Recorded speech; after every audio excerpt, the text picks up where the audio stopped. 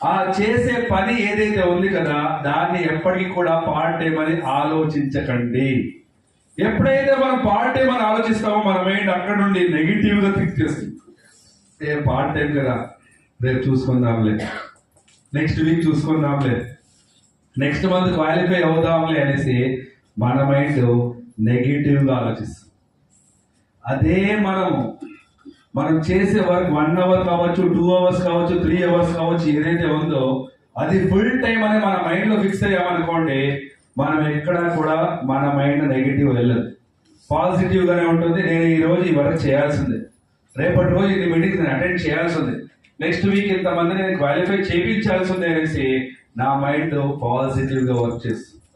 So ఇక్కడ నేను ఒకటే సజెస్ట్ చేస్తాను ఫ్రెండ్స్, మీరు పార్ట్ టైం అన్నా చేయండి, ఫుల్ టైం అన్నా చేయండి. ఆ చేసే టైం ఏదైతే ఉంటుంది కదా అది మీ లైఫ్